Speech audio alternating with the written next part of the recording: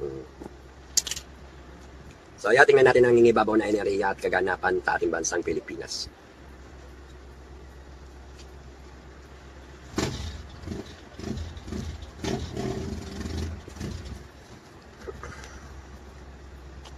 Ayan, mabilis ang laban. Ano? Labanan. Tagisan nga ng talino. Kaya yung sinabi ko, parang may mga derby o rasbakan. Tuloy-tuloy pa rin ang game hour nila or tinatawag natin na kaguluhan.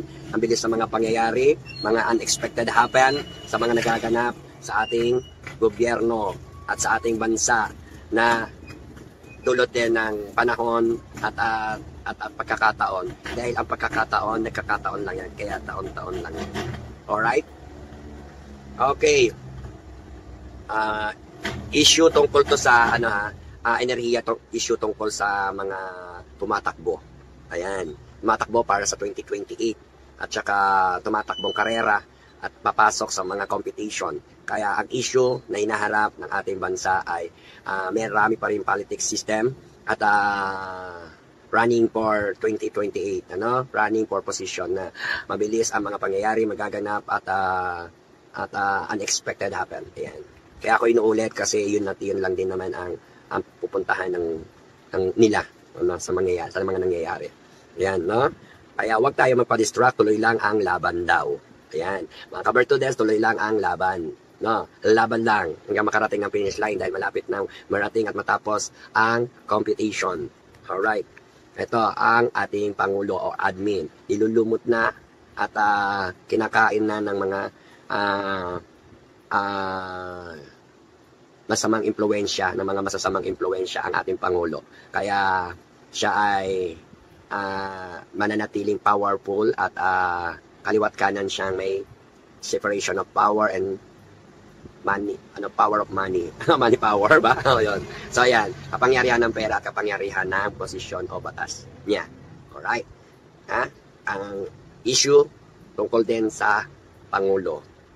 And, next. Ayan. Maraming magaganap na kalungkutan sa mga kalaban o pangyayari sa mga about doon sa way na may mga binayaran, ayan yung ghost project, no?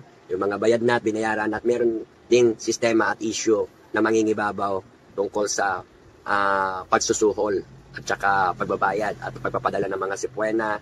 Yan yung sino-shortcut ko na yung mga sinasabi ko sa inyo kasi yan yung mga ginagawa at gagawin pa lamang, ginawa na pala. Yun, maraming ganon. Kaya yun na lang ang sinasabi ko sa inyo para mas madali kong masabi sa inyo kung ano yung lumalabas sa bibig ko. Yun na yun, na tungkol sa subwena or invitation, payment, kontrata, at kalungkutan, at pag-isa. Marami tayo nakikita. Pag sinabi kong ganon na ibig sabihin may issue tungkol sa mga invitation or tinatawag natin sa puwena or invitation sa mga mananagot ng ghost project. Ayan, at mga kabayaran. At nakikita rito ang bilis ang takbo ng mga pangyayari at magkakaroon ng mga maraming playtime sa kanila. No? Next, tingnan natin yung mga nangyayari pa sa nakaraan hinaharap at paparating. Okay, tingnan natin ang 7 cards.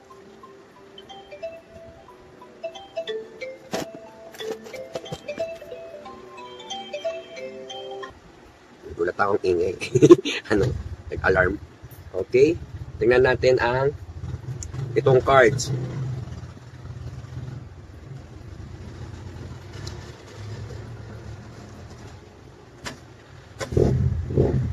So, ayan, tingnan natin ngayon ang sinasabi ng tarot cards sa 7 cards. Ayan. Mga kabertudes. Ayan.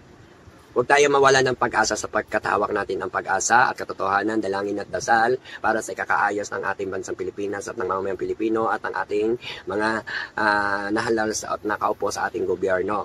Kapit lang, may pag-asa tayo na masasaayos din ang ating family o master plan ng mga ginagawa nila, no? at hinahanap nila.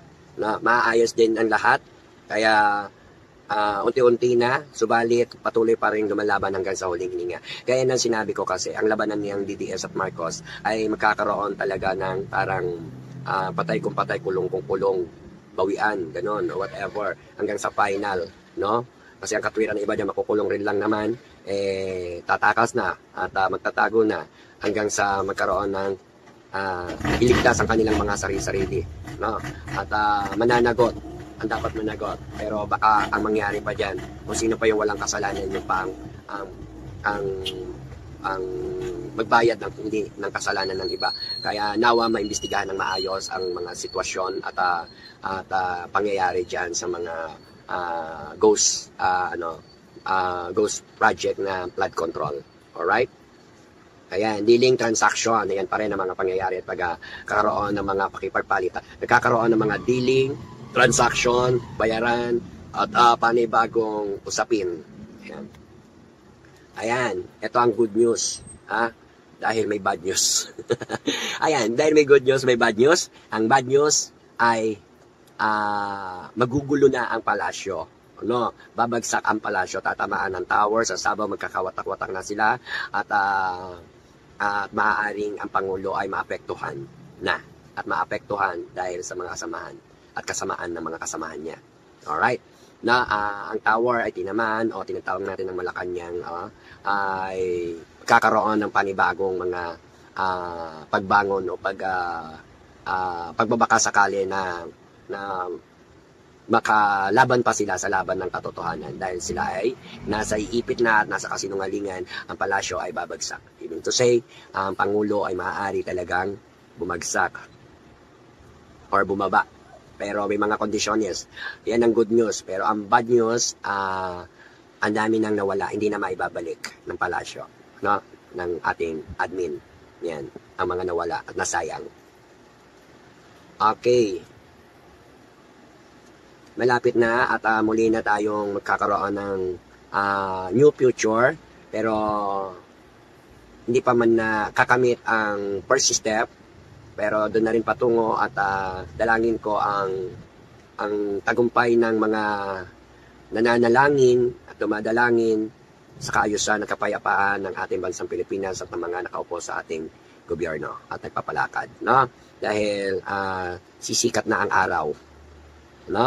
Ibig sabihin, may isang tao na sisikat na at magbibigay ng magandang atensyon sa taong bayan, sa Pilipinas, at babangon muli ang Pilipinas kapag natapos o na wakasan na ang laban ng DDS at ng Marcos. Ayan. Pagluluksa ang mga kalaban ng DDS, ng mga bawat partido, no, magkakaroon ng maraming mabubulilyaso or malalaman at malalaman na ang lahat ng mga dapat gawin. Kaya wag tayong mag-focus lahat or manood ng mga inililihis nila yung istorya na dapat fokusan. Kaya tayo ay mag-focus sa kung anong dapat tapusin at inumpisahan nyo muna pag-fokusan nyo. Wag nyo suportahan yung mga bagong lumalabas na mga sabi-sabi or pandidistract ng mga Marcos system, Marcos supporters, and diehard Marcos, yan yung mga ganyan. Kalaban, ibig sabihin yung kalaban ng DDS, ito ay para sa mga DDS at DDS supporters. Magkatunggali ang dalawang panig, kaya magkakaroon ng mga bigay ng katotohanan at malalaman ang mga dapat malaman at ubusan ng talino hanggang ma-expired na ang mga mahihinang nilalang. Alright? Ayan, tuloy-tuloy pa rin ang trabaho at ang mga mahihirap ay lalong naghihirap at patuloy na magsumikap, kundi ay magugutuman ang mga taong bayan at magkakaroon ng mga maraming problema sa kanila. Magpapanibagong simula ang mga mamamayang Pilipino para makabangon muli dahil ang kaban ng bayan ay ubos na, no, at baon pa sa utang.